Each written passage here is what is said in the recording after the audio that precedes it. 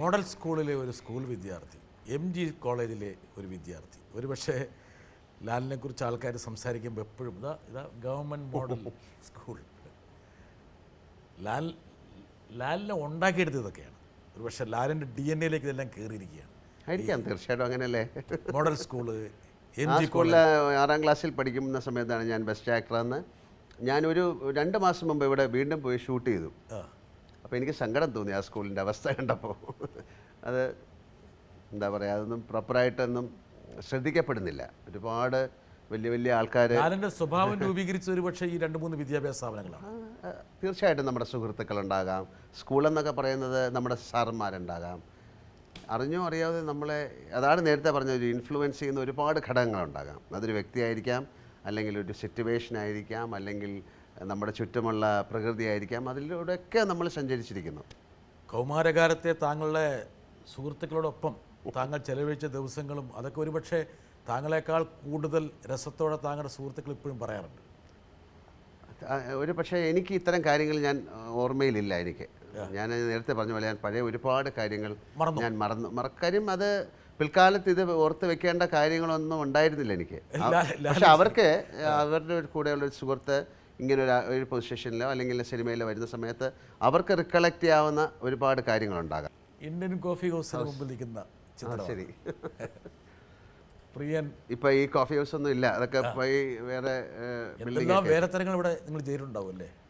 ഒരുപാട്. അങ്ങനെ അന്നത്തെ ഏറ്റവും വളരെ രസകരമായ കാര്യങ്ങൾ മാത്രമാണ്. അല്ലാതെ നമുക്കൊരു എപ്പോഴും നേരത്തെ പറഞ്ഞ പോലെ ഒരാളെ ദ്രോഹിക്കുക അല്ലെങ്കിൽ ഒരു ഹ്യൂമർ എന്ന് പറയുന്ന, ഒരു പക്ഷേ പ്രിയനൊക്കെ പിൽക്കാലത്തെ സിനിമയിലേക്ക് അത് കൊണ്ടുവന്നതൊക്കെ ഒരുപാട് നമ്മൾ ചെയ്തിരിക്കുന്ന ഹ്യൂമറുകൾ തന്നെയാണ്. എല്ലാം ഒരു തമാശയിലൂടെയാണ് ഞങ്ങളുടെ കൗമാരകാലം കടന്നുപോയത്. അതുകൊണ്ട് ഇപ്പോഴും ഈ ആൾക്കാരൊക്കെ തന്നെയാണ് ഇപ്പോഴും സിനിമയിൽ. പ്രിയനായാലും അശോകായാലും സുരേഷ് ആയാലും മണിയമ്പിള്ള രാജു ആയാലും ഇപ്പം ആ സമയത്ത് കുറച്ച് സീനിയേഴ്സ് ആയിരുന്നു, ജഗദീഷ് ശ്രീകുമാർ, വേണുചേട്ടനൊക്കെ. പക്ഷേ ഇപ്പോഴും ആ തമാശയിൽ കൂടെ തന്നെയാണ് ജീവിതം മുന്നോട്ട് പോകുന്നത്. കൊണ്ട് ഭയങ്കര രസമാണ് ഇപ്പോഴും ജീവിതം. വരട്ടെ, ഒരാൾ വരേണ്ട സമയമായിരിക്കുന്നു. 1978 സെപ്റ്റംബർ 3 ഞായറാഴ്ച 11 മണിക്ക് അളിയാൻ നമ്മൾ നിൻ്റെ വീടിന് മുമ്പ് വെച്ചാണ് ആദ്യമായിട്ട് തിരുനോട്ടം എന്നുള്ള പടം തുടങ്ങുന്നത്. അത് നീ എന്നും ഓർക്കുന്നുണ്ടെന്നറിയാം. അതിപ്പോഴും വളരെ നൊസ്റ്റാൾജിയോട് കൂടിയിട്ട് വലിയ കാര്യം. തീർച്ചയായിട്ടും അശോകനെയും ഞാൻ ഒരു ഷൂട്ടിംഗ് തുടങ്ങുന്നതിന് മുമ്പ് മനസ്സുകൊണ്ട് ആലോചിക്കാറുണ്ട്. ഇപ്പോൾ എന്നെ സംബന്ധിച്ചോളം സിനിമ എന്ന് പറയുന്നത് ആദ്യത്തെ ഷോട്ട് എന്ന് പറഞ്ഞാൽ എൻ്റെ വീട്ടിൻ്റെ മുമ്പിൽ, എൻ്റെ റോഡിൽ ഞാനൊരു സൈക്കിളിൽ വരുന്ന ഷോട്ടാണ്, അത് വീഴുന്ന ഷോട്ടാണ്. അപ്പോൾ ആ സിനിമ മിക്കതും ഷൂട്ട് ചെയ്തിരിക്കുന്നത് എൻ്റെ വീട്ടിൽ തന്നെയാണ്.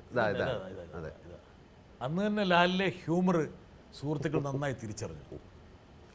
കാര്യം ഞാൻ സ്കൂളിൽ അഭിനയിക്കുന്നത് അല്ലെങ്കിൽ കോളേജിലെ ഒരു ബെസ്റ്റ് ആക്ടറായിരുന്നു. ആ സമയത്തൊക്കെ ഒരു ഹ്യൂമർ റിലേറ്റഡ് ആയിട്ടുള്ള ഒരുപാട് നാടകങ്ങൾ ഞാൻ ചെയ്തിട്ടുണ്ട്. നേരത്തെ പറഞ്ഞ പോലെ അവരിപ്പോഴും ഈ സിനിമ എന്ന് പറയുന്നതിൽ തന്നെയാണ് ഇപ്പോഴും. അശോകൻ എന്ന് പറയുന്ന ആൾ വളരെ അടുത്ത കാലത്തൊരു സിനിമ നിർമ്മിച്ചു.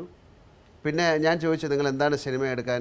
അയാൾ 2 സിനിമയെ ഡയറക്റ്റ് ചെയ്യുള്ളൂ. അപ്പോൾ പുള്ളി പറഞ്ഞു, എല്ലാവർക്കും എല്ലാം പറഞ്ഞിട്ടുള്ളതല്ല, എനിക്കിത് പറഞ്ഞിട്ടുള്ളതല്ല എന്ന് പറഞ്ഞിട്ട് അദ്ദേഹം ഒരു ബിസിനസ് രംഗത്തേക്ക് പോയി. അതിൽ ഏറ്റവും സക്സസ്ഫുള്ളായിട്ട് മാറി അല്ലേ. പ്രിയദർശൻ എന്ന് പറയുന്ന ആൾ ഏറ്റവും സക്സസ്ഫുള്ളായിട്ട്. സുഹൃത്തുക്കളുടെ ഒരു സാന്നിധ്യമാണ് ഒരു പക്ഷേ ലാലെന്നുള്ള വളരെ സക്സസ്ഫുൾ ആയിട്ടുള്ളൊരു ആക്ടറെ, അഭിനേതാവിനെ 100%